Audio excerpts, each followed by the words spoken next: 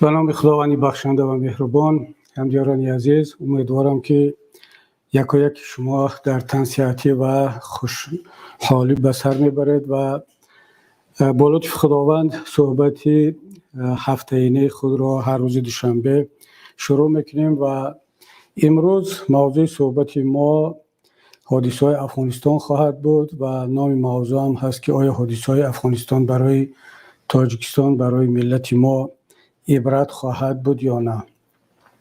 پیشتر هم یک دو هفته پیش درباره حادثه‌های افغانستان صحبت داشتیم و امروز تمام دنیا در این باره صحبت میکند، مینویسد، میگوید و افغانستان تبدیل شده است به مرکزی بحث، گفتگو و حادثه‌های دنیا.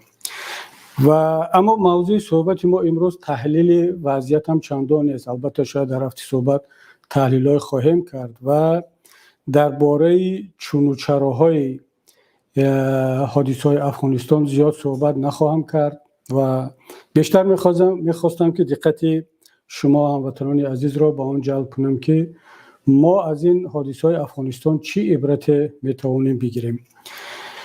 و برای آنکه اکثر سیاستمداران، تحلیلگران امروز سر دو موضوع فکر کرده ایستند. یکی تحلیل میکنن که چرا چنین شد و دوم فکر میکنن که از این حادثه چی فایده میتوانند به دست بیارن. کشورها در فکر منفعت‌های خود هستند، حکومت‌ها، حزب و گروه‌ها و هر کسی را که نبینید تحلیل میکند از زاویه منفعت‌ها و از زاویه دیدگاه‌های اعتقادی، حزبی و گروهی خودش. شاید وقتی اون رسیده است که ما همچون شهروندان تاجیکستان، همچون یک ملت، نابسته از اون که در حکومت هستیم، در اپوزیسیون هستیم، یک فرد سیاسی هستیم، یک فرد تحلیلگر، روزنامه‌نگار هستیم، شاید وقتی اون رسیده باشد که ما مسائل رو از زاویه منفعت‌های ملی و دولتی خودمون نگاه کنیم و تلاش کنیم که از این چی میتوان عبرت گرفت، چه درس حادثه افغانستان برای ملت تاجیک، برای دولت تاجیکستان میتواند بدهد. بنابراین خوب بود که بعد از صحبت مقدموی بنده یک بحثی مفید در باره درس ها و عبرت های این حادثه با هم داشته باشیم. حالا مختصر چند نگاه خود را خدمتتون عرض میکنم که چرا از نگاه من این حادثه افغانستان یک بار به این سمت رفت. اگر بگویم که کسی چنین توقع را با این سرعت نداشت شاید اشتباه نشود. چرا؟ بسیارها به این نظر بودم، منم از اون جلو سالها پیش میگفتم که طالبان یک واقعیت افغانستان است، از طالبان نباید نه دیو تراشید نه ملائکه، این یک واقعیت افغانستان است و میخواهیم نمیخواهیم، به کسی معقول هست طالب، به کسی معقول نیست، باید این واقعیت را دیر یا زود قبول کنیم. و اولین باره که در سال 2012 در مسکو در یک کنفرانس بین المللی این نظر را گفتم، خیلی ها علیه من هجوم کردند که شما یک دیدگاهی داره که طرفدار طالبان است، طالبان را میخواهد همچون واقعیت اعتراف کنند، همه بشناسند. من گفتم گپ در سر اون نیست که من طرفدار طالبان هستم یا نیستم. اون گونه همه میدونن اختلاف نظرهای ما را در کدام دیدگاه ها ما نه تنها با طالبان بلکه با همین بسیاری از گروه های دیگری که با نام اسلام یا در پلتفرم اعتقادات اسلامی عمل میکنن ما اختلاف نظر داریم و این برای همه معلوم است. اما وقتی که ما از زاویه سیاست، از زاویه واقعیت ها صحبت میکنیم، طالبان یک جزء واقعیت های منطقه هست، منظورم در افغانستان، و جزء مردم و ملت افغانستان است و اگر کسی میخواد در افغانستان صلح و آرامش باشد باید این واقعیت را قبول کند. حالا با طالبان چگونه مناسبت می شود، با کدام راه، این مسئله دیگر است. اما اینکه طالب را نادیده بگیری و بگی که در افغانستان چون یک پدیده نیست، فقط یک گروه تروریست است و افراطگرا هست، پس این خود را فریب کردن است.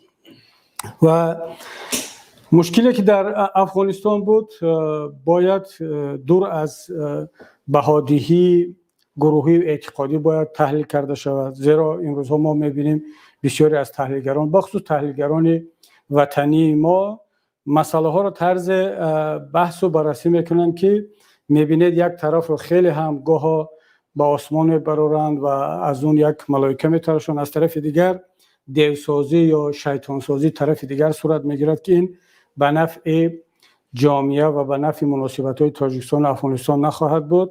البته باید گفت که بیشتر این گفتمان‌ها و این طرز مناسبت در دایره‌های تحلیلی، حالا روزنامه‌نگاری یا شبکه‌های اجتماعی هست، اما در محفل‌های جدی سیاسی، بخصوص در سطح سیاستمداران جدی و مسئولین دولتی، خوشبختانه ما این گونه بهادیی را کمتر می‌بینیم. خیلی با احتیاط رفتار کرده ایستادن و حالا درست که ما مخالف هستیم، اپوزیسی هستیم، اما من فکر میکنم حداقل در این یک ماه اخیر مناسبت مقامات تاجیکستان در مسائل افغانستان در مناسبت با طالبان خیلی منطقی بود و اگر خدای نکرده این تنها به خاطر منفعت‌های شخصی و گروهی باشد خیلی بد است، اما به خاطر حفظ منفعت‌های ملی و دولتی ما باشد، میتوان این را یک فال نیک گرفت و یک قدم خوب در دیپلماتی تاجیک و در سیاست‌های بین‌المللی نام گذاشت. من فکر میکنم که بسیار از شوکی از همه بزرگ برای در سطح جهانی برای دو گروه بود. یکی برای مردم افغان، خود افغانستانی‌ها هیچ انتظار نداشتند که وضعیت یک باره با سرعت به این سمت می رود. دوم برای امریکا و متحدانش.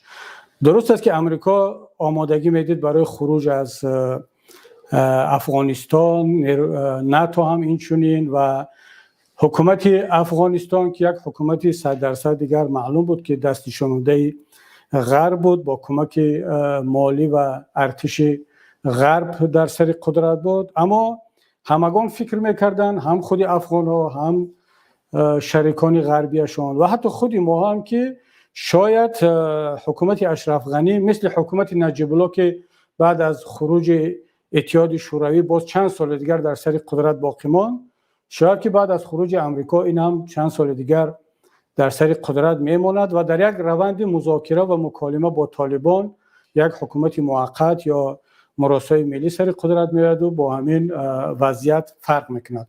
اما هیچ کس انتظار نداشت که یک باره در مدت کمتر از یک ماه طالب بتواند تمام افغانستان را بگیرد و حکومت اشرف غنی هم سقوط کند. بنابر همین بعضی از تحلیلگران که این را همچنین از روی نظریه توطئه همچنین طرح از قبل آماده شده میدانند، من فکر میکنم که این خیلی سبک و آسان گرفتن مسئله است، چون همیشه طرفداران این نظریه توطئه وقتی که تحلیل به یک بنبست میرسد، بعد براشون آسان است بگن که خب این یک طرحی از قبل ریخته شده بود از طرف خود امریکایی‌ها یا دایره‌های بین‌المللی و طالب و حکومت اشرف غنی و دیگران تنها یک بازیگر بودند.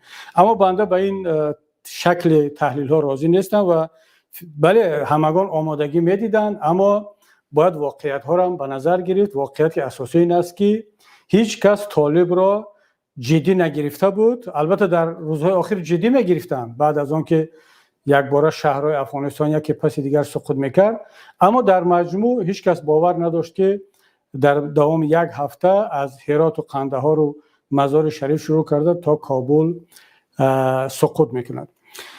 و حالا میتوان ساعتها و شاید روزها درباره عامل‌های این چرخش یک باره صحبت کرد، اما من اینجا اشاره به دو نکته خواهم کرد که مشکلی در کجا بود. مشکل اول، قبل از آن که من وارد مشکلات شوم، یک نکته را باید بگیم که در این 20 سال اگرچه تحت فشار بود یا با واسطه پول بود یا با واسطه تحمیل کردن بود، در افغانستان تغییرات‌های خیلی ریشه‌ای رخ داد. این رو هیچ کس نمیتواند انکار کند که افغانستان با وجود این همه جنگ و مشکلات یکی از کشورهای در منطقه بود که فضای بازی اطلاعاتی و رسانه‌ای داشت، بسیار حزبی وجود داشت. اگرچه انتخابات‌ها پر از تقلب بود ولی باز هم در اونجا آزادی رأی، حداقل آزادی اعتراض وجود داشت و یک توازن یا بالانس نیروها به شکل حفظ میشد. اگرچه برای مثال 2 یا 3 مرتبه در انتخابات پرزیدنتی تقلب صورت گرفت، بخصوص در انتخابات اخیر که به باور بسیاری ها دکتر عبدالله پیروز شده بود نه اشرف غنی، ولی باز هم به این معنا نبود که دکتر عبدالله و طرفدارانش رو پوره از حاکمیت و از جامعه بیرون کنند، مثل که در کشورهای ما مثل تاجیکستان یا کشورهای دیگری آسیای مرکزی میشود که پیروز همه چیز رو میگیرد، اون کسی را که باخت یا که نشان دادن که گویا باخته است و از همه چیز محروم میشود، حتی از آزادی و از وطن هم. اما در افغانستان به شکل باز تلاش میکردن که این توازن برقرار باشد و این چنین مردم افغانستان شمه آزادی را در این مدت چشید. اگرچه باز تکرار میکنم آزادی در پهلویش باز این بی‌ثباتی بود، بی‌امنیتی بود، ولی به هر صورت مردم یک مقدار آزادی داشتند. در مسئله دانشگاه ها و تعلیم و مدرسه ها، زن، حقوق بشر یک پیشروی در این 20 سال بود. اما مشکلی در کجا بود؟ این بار دیگر حادثه افغانستان نشان داد و برای همین میگویم که برای ما تاجیکستانی ها باید عبرت باشد که در هیچ کجای دنیا دموکراتیا و ساختن یک جامعه آزاد همزمان و همراه با فساد انجام نخواهد شد. میتواند یک مقدار حالا مثلا فساد در اول باشد یا به یک شکل اون میتواند وجود داشته باشد، اگر نباشد باز بهتر است، اما با اون شکلی که در افغانستان بود، با اون شکلی که در کشورهای آسیای مرکزی هست، اون فساد وسیع و عمیق اداری، فساد پاره‌خوری و مونوپول کردن سیاست، اقتصاد، تجارت در دست یک گروه و همزمان دعوای دموکراتیا، حقوق بشر، ساختن یک جامعه آزاد کردن، این بجز خود را فریب کردن چیز دیگری نیست و اون چیزی که برای ما عبرت میتواند باشد، بخصوص نه تنها برای حکومت تاجیکستان، برای مردم، حتی برای ما اپوزیسیا، برای پیمان ملی تاجیکستان هم این نشان میدهد که اگر هر کسی، هر نیروی بعد از حکومت امام علی رحمان اگر به سر قدرت بیاد، حالا ما که دعوای دموکراتیا و حقوق بشر رو داریم، ما نه تنها پیمان ملی، دیگر نیروهای اپوزیسیونی و حتی خود امام علی رحمان هم دعوا دارد که یک کشور دموکراتی ساخته است، حقوق بشر رعایت می شود، کشور اجتماعی هست، اما این جز خود را فریب کردن چیزی نیست وقتی که در پهلوی این گویا دموکراتیا و حقوق بشر فساد وجود دارد، پاره‌خوری وجود دارد، حق مردم خوردن وجود دارد. تاجیکستان ما که یکی از بالاترین رقم ها را در سطح جهانی در مسئله فساد دارد و دقیقاً همون چیزی که حکومت اشرف غنی را سقوط داد و طالبان را روی صحنه آورد، این وجود یک فساد ریشه‌دار و عمیق در بدنه حاکمیت در جامعه افغانستان بود.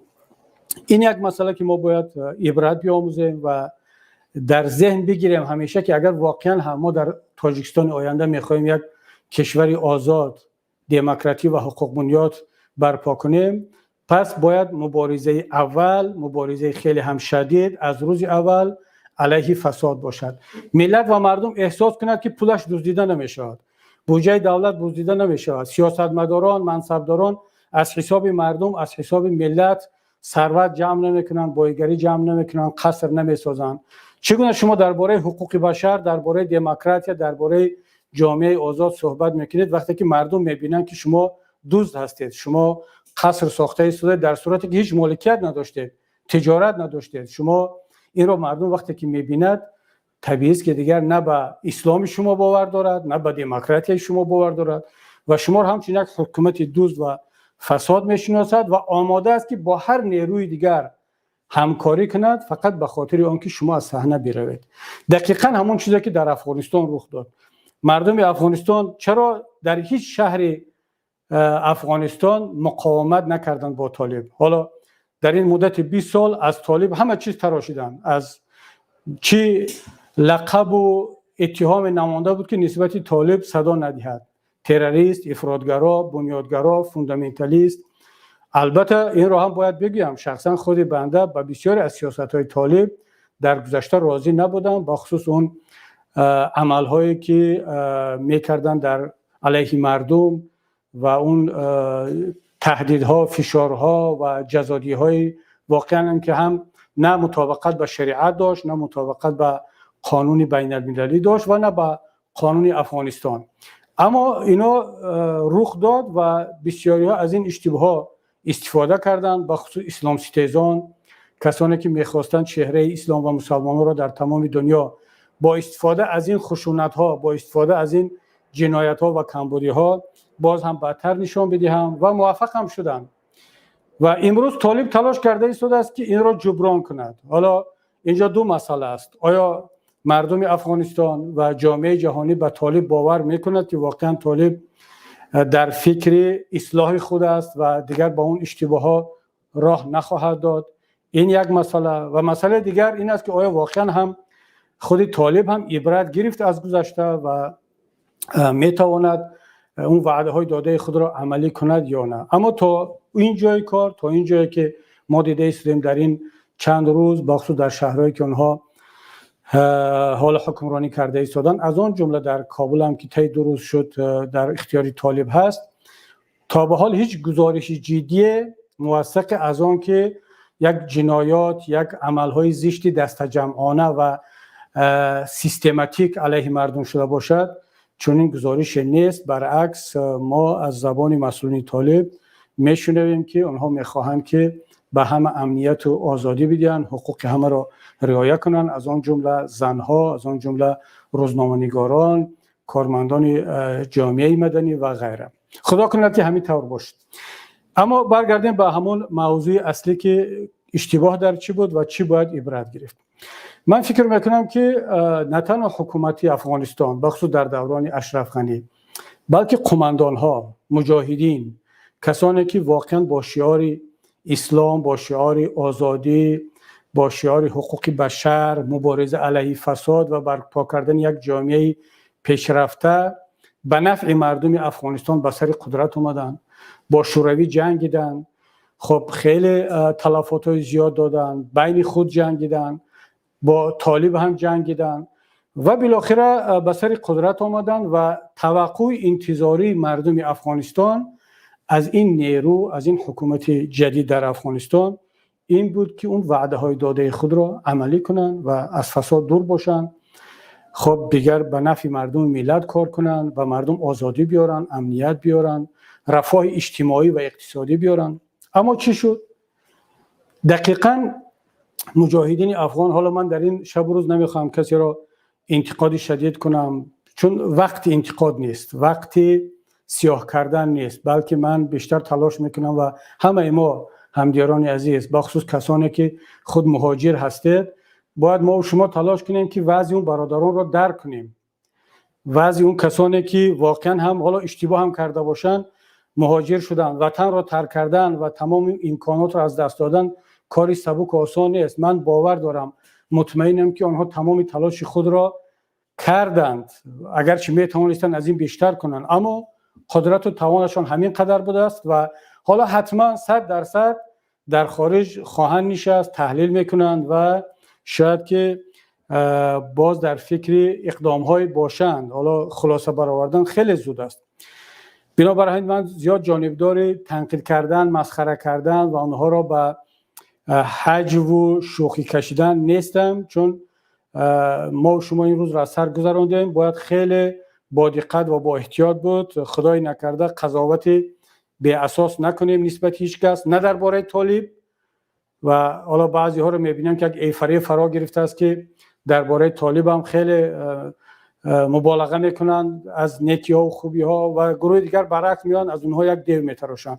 همچنان که در قسم دیگر هم یک گروه خیلی هم از کسانی که مجاهدین سابق امروز خب شکست خوردند و فرار کردند قهرمان میتراشن، یک گروه دیگر شروع کردن به حجم و مسخره و تحقیر آنها که کاملا این قابل قبول نیست.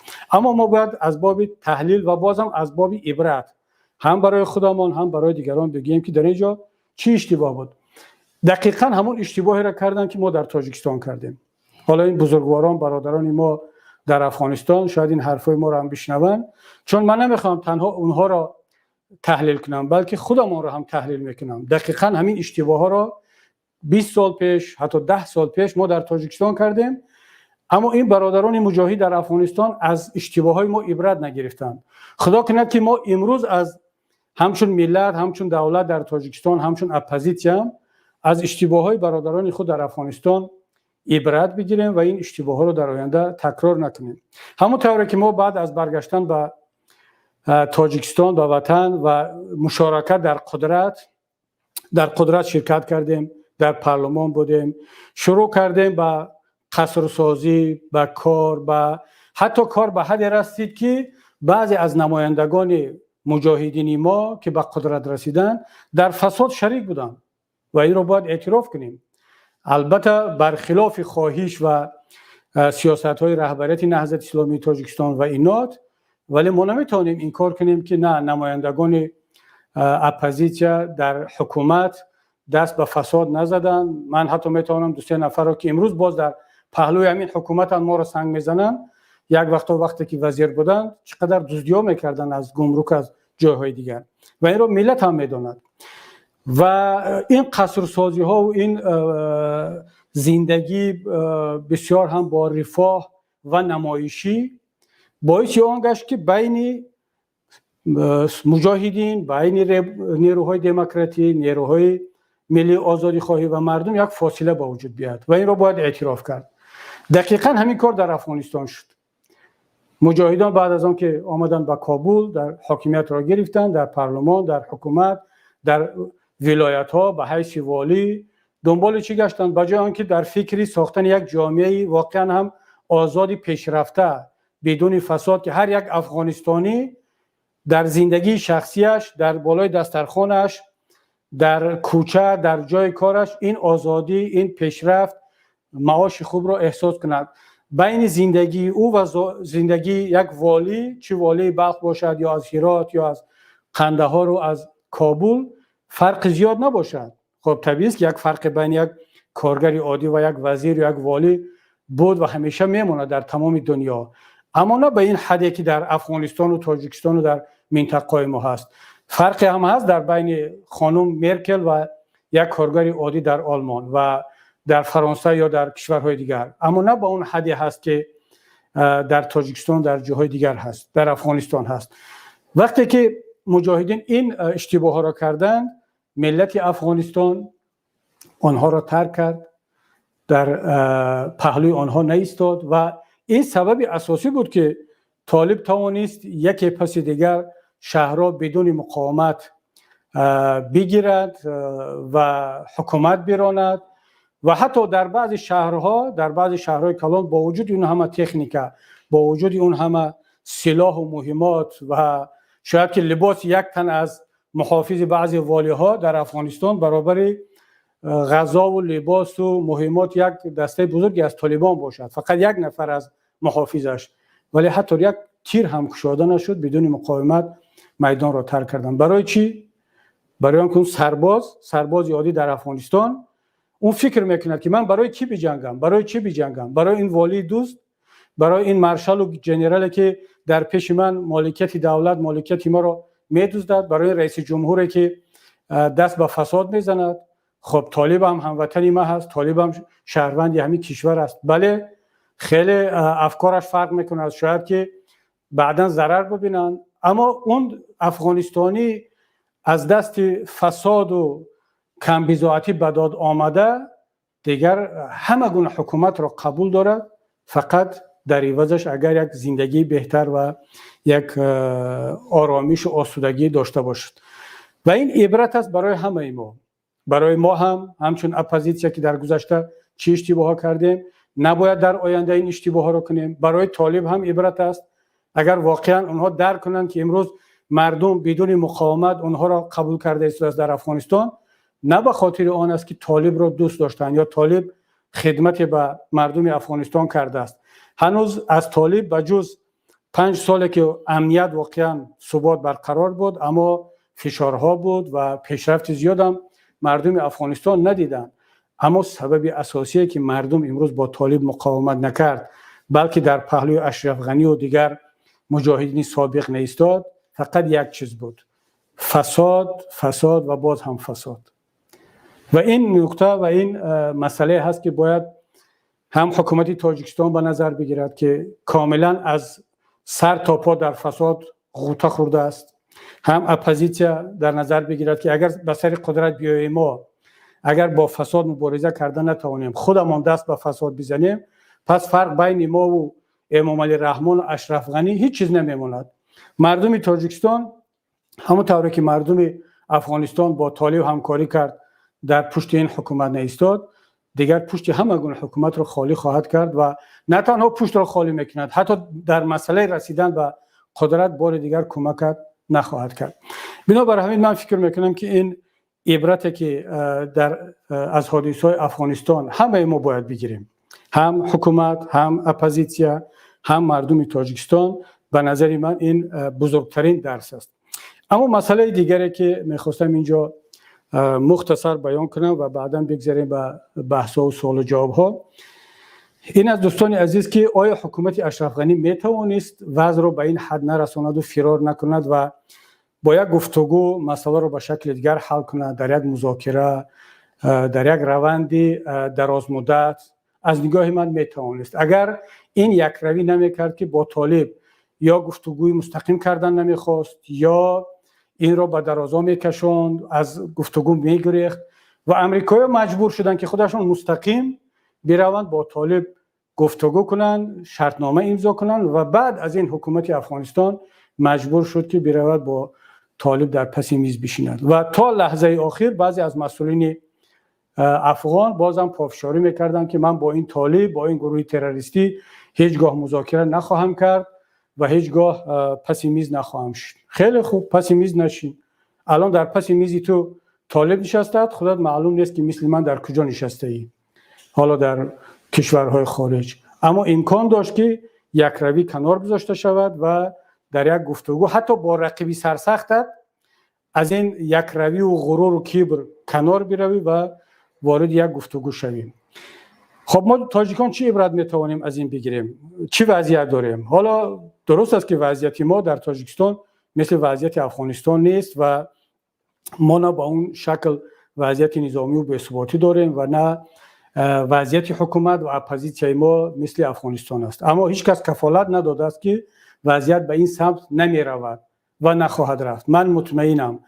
حالا نمیخوام به کسی تهدید کنم یا باز کسی نگوید که این پس یگان برنامه دارن که این حرف رو میزنن. نه، عقل سالم میگوید، منطق میگوید که در صورتی که فساد هست، در صورتی که امام علی رحمان نمیخواد خودش و حکومت رو اصلاح کند، در صورتی که امام علی رحمان نمیخواد با هیچ کس گفتگوی جدی کند، پس 100% با این فقر و کمبزاعتی و با این مهاجرت و با این فشارها بالای آزادی مردم، مشخص نیست که در تاجیکستان طالب به مثل طالب با وجود بیاد، ولی حتما یک تغییرات، یک گروه، یک نیروهای پیدا خواهند شد و میشوند و ما هم اونها را کمک خواهیم کرد. چرا؟ برای اینکه حق هر ملت است که دیگر دست به مبارزه بزند و خودمان هم این برنامه‌های اصلاحاتی و تغییراتی را داریم و اونها را قوی‌تر خواهیم کرد تا اینکه وضعیت در تاجیکستان دیگر شود. اما باز هم از باب عبرت از حادثه‌های افغانستان چرا ما همچون ملت فکر نکنیم؟ چرا هنوز هم از کسی عبرت نگیریم؟ نه از خودمان، نه از افغانستان و هنوز هم با همون تفکر قالبی، با تفکر سیاه و سفید، حزبی و گروهی بیایم بگیم که برای مثال ما بگیم که تا روزی که مثلا همین خانواده هست ما هیچ وقت وارد گفتگو مکالمه نمیشویم و با هیچ کسی گفتگو نمیکنیم. رحمان بگوید که نه، تا من هیچ وقت با تروریست، اول یک نفر رو بیاد تروریست اعلام کند، بعد بگوید که من با تروریستان وارد گفتگو نمیشوم. طرف دیگر، گروه های دیگر به همین شکل.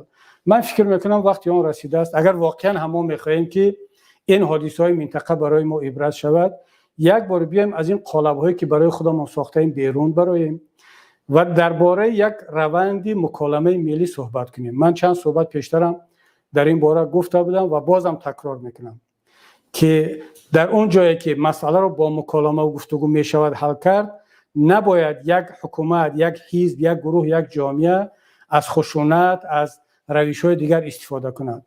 انقلاب، خیزش مردمی یا همه راه‌های دیگر، یا مثل که در افغانستان طالبان آمدن با راه نظامی مسئله را حل کردن، این آخران وسیله هست که یک ملت مجبور می شود دست به آن بزند.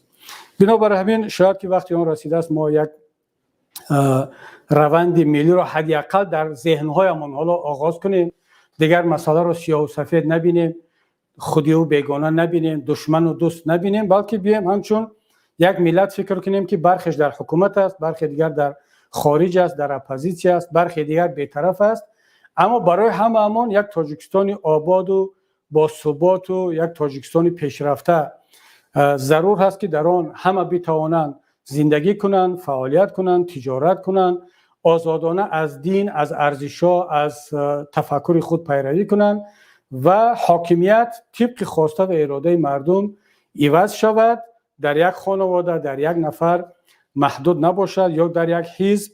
و فکر میکنم که این بزرگترین عبرت و بزرگترین درسی هست که حادثه‌های افغانستان به ما ملت تاجیک میتواند بدهد. البته گفتنی‌ها خیلی زیادند و میتوان ساعت‌ها در این باره صحبت کرد، اما من در همین جا صحبت خود را به انجام میرسانم. دقیقاً نیم ساعت شد و انشاءالله که با برادران با شما بحث را در این موضوع ادامه خواهیم داد.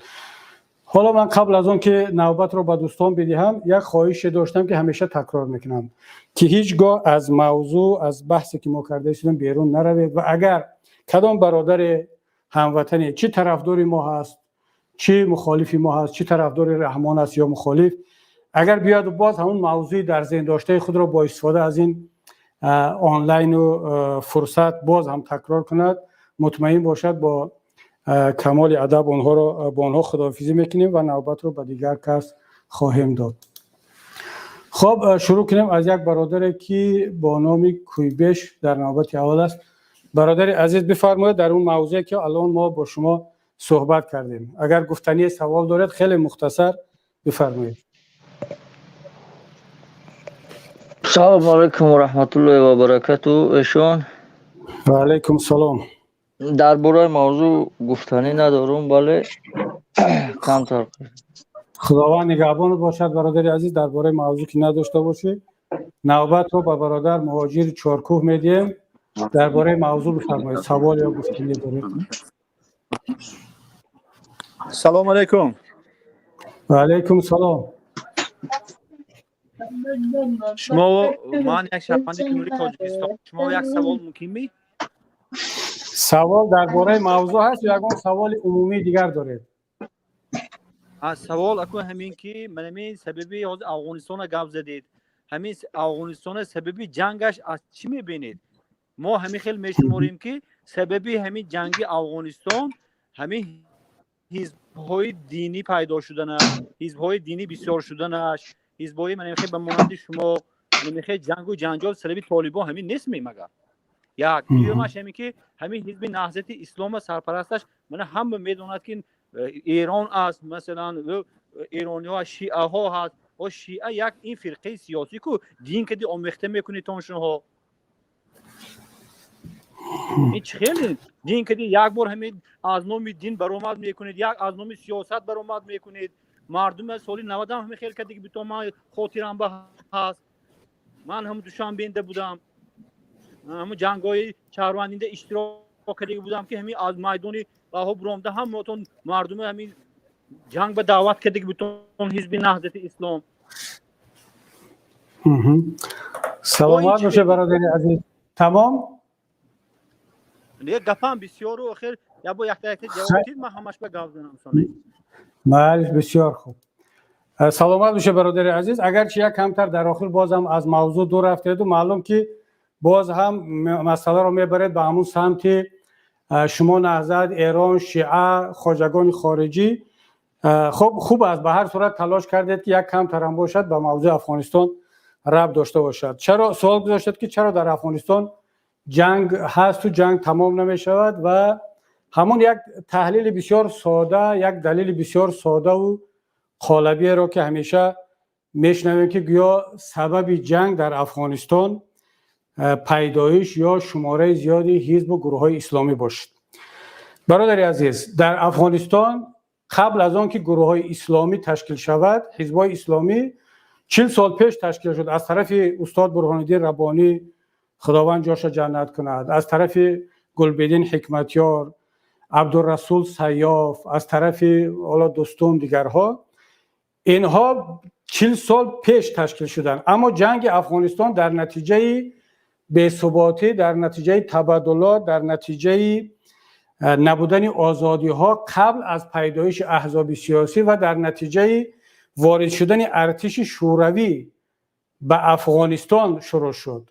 در افغانستان پیش از حزب و حرکت های اسلامی حزب کمونیست بود، حزب پرچم بود، حزب خلق بود، حزب های دموکراتی بود، حزب های به هر نام های گوناگون بود و یگان حزب اسلامی وجود نداشت.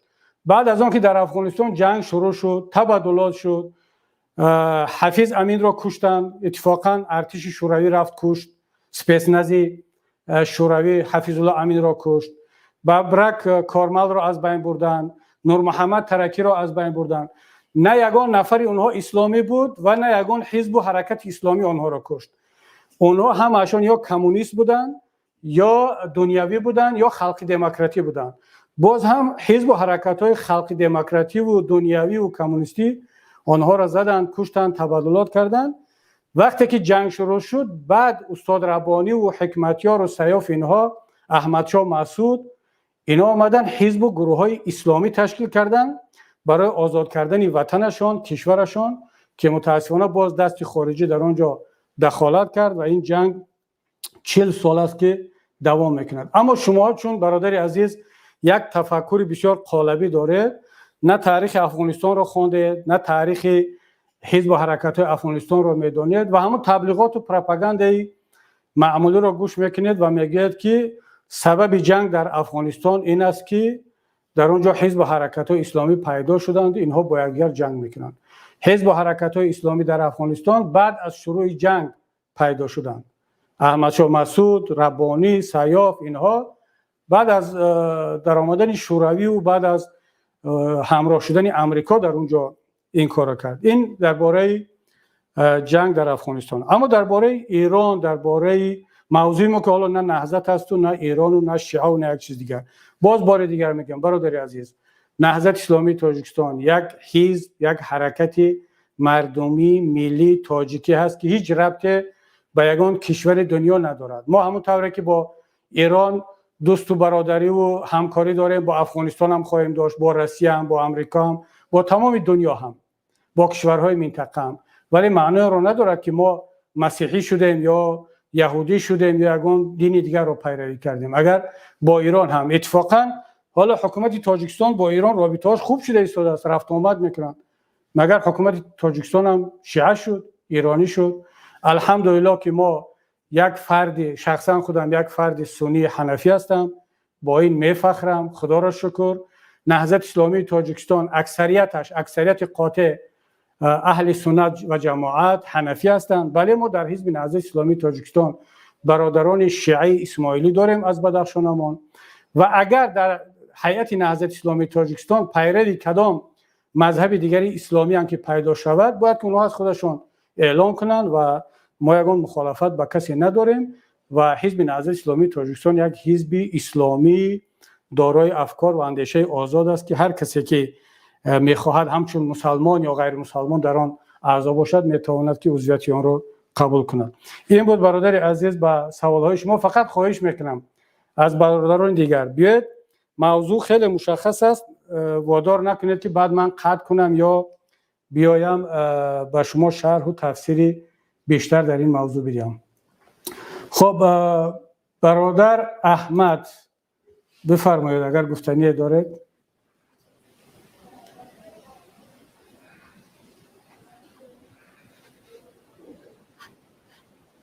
برادر احمد مثل که نیستند. یک برادر از گفته است از داخل از دوشنبه، بفرمایید. سلام علیکم، درود بر شما برادر عزیز. و علیکم سلام. برادر عزیز، ما یک دو گفتنی دارم نسبت همین موضوعی که در مورد پرزیدنت افغانستان همین قدر مقصد استعفا گفتن نداد، قدرت نداد، با چیز مقصد با زوری دستش گرفتن، خیلی گریخ رفت، خیلی فکش تو که گریخ رفت. این مقصد که همین با پرزیدنت ما عبرتناک نیسته همین چیز. مقصد خیلی خوب و خوشی بتی بخیزی پوبلیچ بگو که خلق عزیز раҳмати калон барои миннатдоритон хай ман натонистам марҳамат биёята дар бари ман бес бигина ё ки ҳамин базурӣ бояд бигиран ай дасташ истеъфора. ҳамин саволи мара камтар агар чӣ кунем бо ман яде сухани дигарам дорам иншоалло баъд мегӯрам. бародари азиз, манам ба хотири ҳамин мавзӯи суҳбати ман ин буд ки мо бояд аз ҳодисаҳои Афғонистон ибрат бигирем. мо ҳамчун оппозитсия бояд аз оппозитсияи Афғонистон бояд ибрат бигирем, иштибоҳи онҳоро такрор накунем. Агар ягон кори хубе доштанд онҳоро ба назар бигирем ва Эмомалӣ Раҳмон бояд ки аз рафторҳои Ашраф Ғанӣ бояд ибрат бигирад. ва шумо ҳарфи дурусте гуфтед, набояд як раҳбар вақте мебинад ки хуб 10 сол раҳбарӣ кард Ашраф Ғанӣ, аллакай маълум буд ки дигар тавонаш ҳамин қадар аст, як инсон раҳбари давлат аз 10 сол зиёд буданаш бисёр ҳам душвор аст, бахусус дар кишварҳои хеле ҳам печида мисли Тоҷикистон, Афғонистон ва Осиёи Марказӣ. ҳоло дар Урупо мумкин як нафар то 15 солам биравад, чун дар инҷа система хеле ором аст. аммо дар кишварҳои мо бо ин қадар мушкилот 10 сол шабу рӯз кор кардан, одам ё девона мешавад ё нерӯяш заиф мешавад, бояд аз қудрат биравад.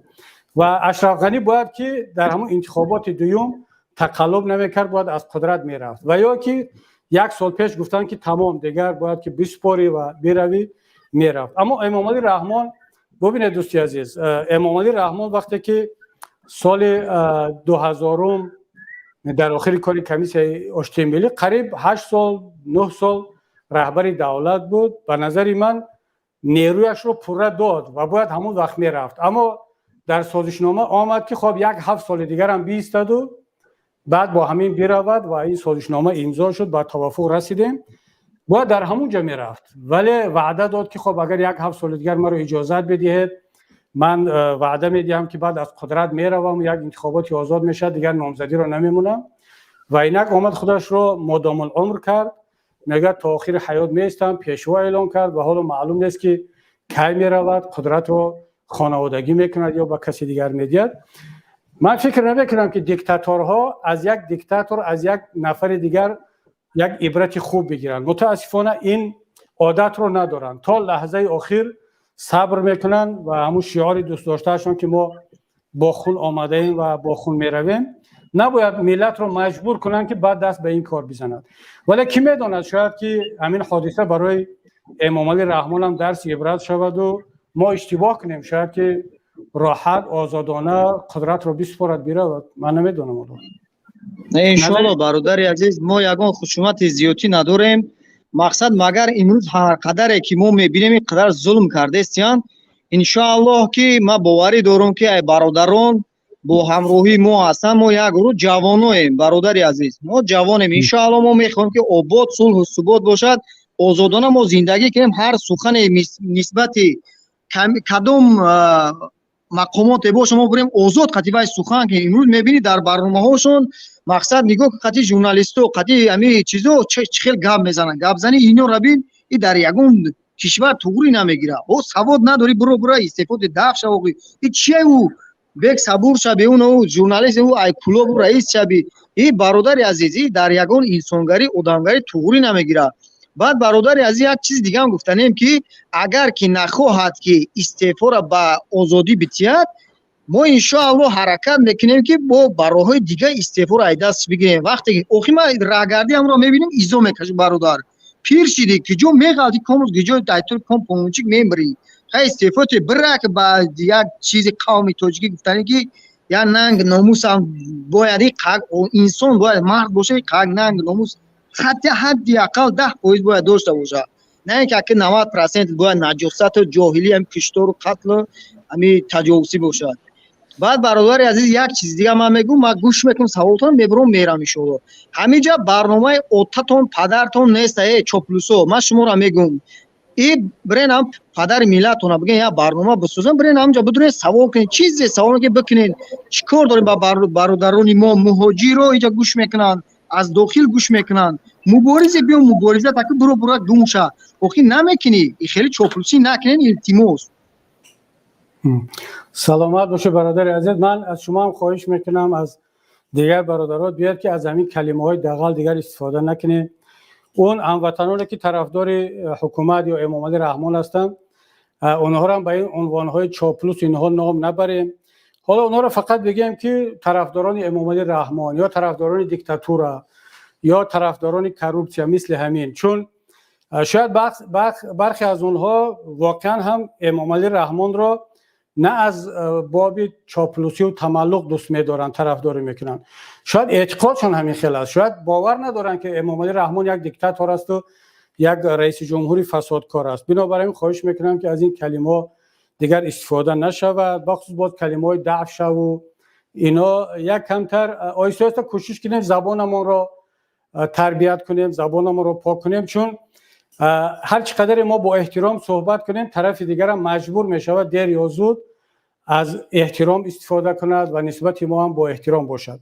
این یک مسئله است. مسئله دیگر، حالا ببینید، من برای نظر نیستم که امام علی رحمان استعفا برد فقط برای آن که مثلا سینش از 70 گذشت و به زور راه می رود. مهم این که عقلش سالم باشد، مهم این که فهم و درکش سالم باشد. یک نفر وقتی که 30 سال پرزیدنت است، شبانه روزی کار میکند، امام علی رحمان در 30 سال رهبریش یگان مراتبه اتوبوسکا نرفته است، رخصتی رفتگی نیست. هیچ کس یاد ندارد که امام علی رحمان رخصتی رفته باشد. پوتین رخصتی می رود، ترامپ، بایدن، مرکل، اونا 4 سال 5 سال پرزیدنتی میکنن، هر سال 2-3 مراتبه رخصتی می روند، دم میگیرن. اما امام علی رحمان حتی برای یک هفته هم قدرت را اجرا کننده وظیفه پرزیدنت هیچ کس را نمیموند و واقعا آدم در 30 سال خسته می شود، معنیش مونده می شود، دیگر قدرت فکر کردن و درک واقعیت را از دست می‌دهد. مشکلی در این است برادر، نه در 30 سال رحمانوف. اگر یک نفر واقعا هم جوان هم باشد، پیوسته کار کند و دم نگیرد، استراحت نکند در یک مقام، در یک منصب، خیلی خسته میشد. من 15 سال شد رهبر نهضت اسلامی تاجیکستانم، بارها در شورای حزب میگم برادران یک نفر بگیرد من استعفا میتیم، دیگر واقعا آدم خسته میشود. 10 سال بس، خب بسیار خوب اینا گفتیم. یک دوره دیگر هم در هجرت، اینا 15 سال به قریبی تمام می شود و باید یک نفر دیگر بیاد مسئولیت رو به دوش بگیرد. من در جای دیگر کار میکنم، خدمت میکنم. مسئله در این است برادر عزیز، نه اینکه سن سالش پیر است. محمد مهاتیر برادر عزیز سروزیر قبلی مالزیا تا سن 80 سالگی سروزیر بود، بعد استعفا رفت، 10 سال تقریبا از قدرت رفت، دم گرفت، باز در 90 سالگیش یک بار دیگر مردم رو سروزیر انتخاب کردن. 2-3 سال دیگر خیلی خوب کار کرد. من در وقت سروزیریش 1 سال پیش رفته بودم مالزیا و واقعا هم باز 2-3 سال دیگر آمد خوب مدیریت کرد و باز رفت دم گرفت. یعنی بگذار امام علی رحمان برود دم بگیرد، قدرت رو به یک حزب دیگر، به یک کسی دیگر بسپارد، بعد بیاد در اساس قانون اگر میخواهد باز از نو در انتخابات شرکت کند و مردم رو اگر خواهند باز انتخاب کنند. اما اینکه 30 سال پس هم در قدرت یک آدم بماند بعد به فرزند خودش بدهد، این دقیقاً همون اشتباه اشرف غنی است و نتیجهش همون افغانستان میشود و کاری که در افغانستان شد با طالبان. خب اینجا میبینم برادر محمود جان فیض رحمان هم هستن در خط. بفرمایید محمود جان، سوال گفتنی باشد. سلام علیکم استاد، آواز میاد؟ بله هست، صدا خوب است، فرمایید. بله استاد، من 2 سوال داشتم. یک همین که مثلا حالا درباره درس‌های عبرت از همون حوادث افغانستان صحبت کردیم. بعضیا دیگر خیلی میبینن، میگوین که امام علی رحمان فردا که مثلا در افغانستان بعدها این حکومت طالبان میستن و بعد مشکلی ها زیاد می شود، فردا باز همین وضعیت افغانستان علیه مخالفین استفاده میبرد، میگوید ببینید این اسلامی ها چیکار کرده ایستادن. یعنی اینا مثلا همون یعنی چی میگویند، همون اسلامی ها هستند و فردا نهضت یا پیمان یا دیگرش آمد همین کارها را انجام میدهد. آیا امکان ندارد که همین یعنی باز در آینده رحمان همین وضعیت افغانستان را باز به نفع خود استفاده برد؟ یک سوال. دوم سوال این است که بسیار از تحلیلگران میگویند که وقتی که همین ارتش افغانستان را میگفتند که جنگ کنید، میگفتن بسیارش با خود سوال میداد که من برای کی جنگ کنم، برای چند کسی کروپسیونر و فسادکار و اینا هستن. و برخی ها میگویند که همین کار در تاجیکستان هم رخ میدهد. فردا اگر یگان تغییرات، یگان مردم بخیزن و دیگر همین چیز امکان دارد که مردم بگویند که من برای چرا برای یک عائله زحمت بکشم. اما برخی ها میگن که نه، اینجا وضعیت در تاجیکستان فرق میکند و خودی رحمان مثلا همین خودی ارمیه و مردم نیست، یعنی یا امنیت و هم ارتش تاجیکستان خیلی در برای رحمان صادق هست و هر چیزی شود برای عائله جانش، یعنی آماده هر گونه قربانی هستند. نظر شما چی است در همین دو؟ برادر محمود جان بسیار سوال خوب بود. من پیشتر در صحبتم هم گفتم که نه تنها امام علی رحمان از این وضعیت افغانستان میخواد استفاده برد به نفع خودش، بسیاری از دیگران هم از اون جمله شاید ما اپوزیسی هم تلاش کنیم که از این وضعیت افغانستان به نفع خودمون استفاده بریم. برای مثال امام علی رحمان میگوید اگر در افغانستان حالا وضعیت بد شدن بگیرد، میتواند مردم تاجیکستان را بترساند که حالا ببینید وضعیت در افغانستان چی هست، اگر شما ما را طاقت نکنید، این دزدی و غارتگری و این دیکتاتوری ما را هم اگر تحمل نکنید، خب وضعیت مثل افغانستان می شود، مثل طالبان یک گروه دیگر همیشه به سر قدرت میاد و وضعیت از این بدتر می شود و مردم رو با این میتواند بترساند، همچنانه که تا امروز میترساند و همیشه مردم رو از وضعیت افغانستان میترساند، به خبر از اون که باز از این بدتر هم میتواند شود. و ما هم میتوانیم اپوزیسیون هم میتوانند مردم رو با آن بترساند یا حتی مردم رو نه، حکومت رحمان و امام علی رحمان را که خب اگر با خوبی از طریق قدرت نروی یا که وضعیت رو اصلاح نکنی، وضعیت تو هم مثل اشرف غنی می شود. یعنی این نوع ترساندن یکدیگر حتما رو خواهد داد. برای همین است که من میگم بیاید یک وقت یک مراتبه اقلا همچون یک ملت فکر کنیم، نه همچون حکومت نه همچون اپوزیسیون، و فکر کنیم که ما از این وضعیت عمومی افغانستان چی درس عبرت میتوانیم بگیریم. اگر میخوایم فایده بگیریم همچون ملت فایده کنیم، نه حکومت به تنهایی یا نه همچون اپوزیسیون ما به تنهایی.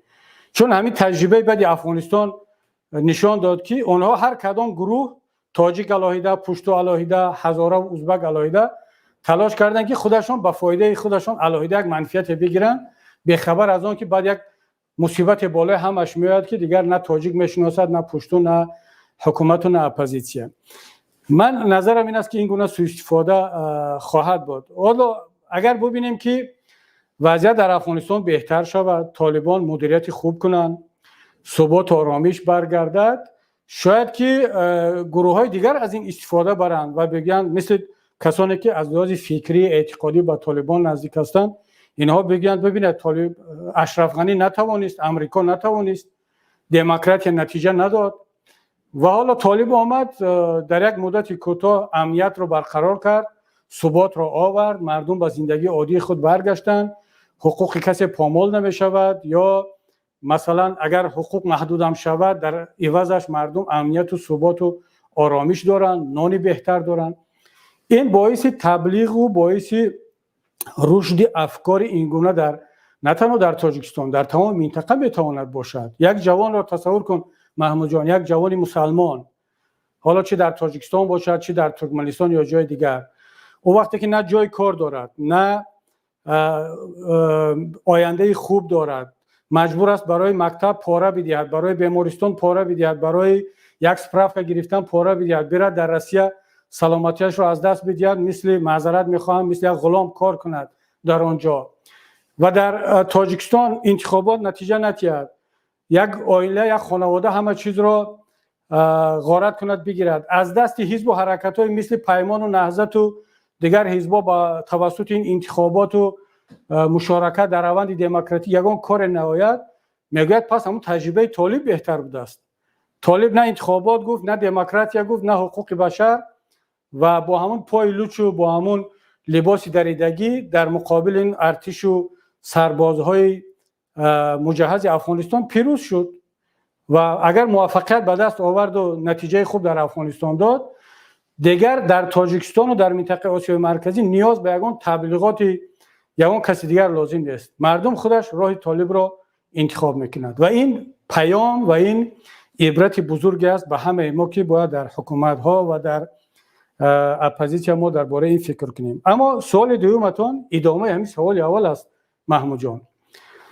واقعا هم شما ببینید 300,000 سرباز در ارتش افغانستان، اینا معاش بد نمی گرفتن از روی کاغذ البته، ولی این روز گزارش نیویورک تایمز دیروز من خواندم، خود امریکایی‌ها میگن که حد اکثر در ارتش افغانستان 100,000 150,000 نفر بود، دیگر باقی ماندهش به نام ارتش بود. گنرال ها و افسرها و حکومتداران این پول را سپیسد میکردن میخوردن.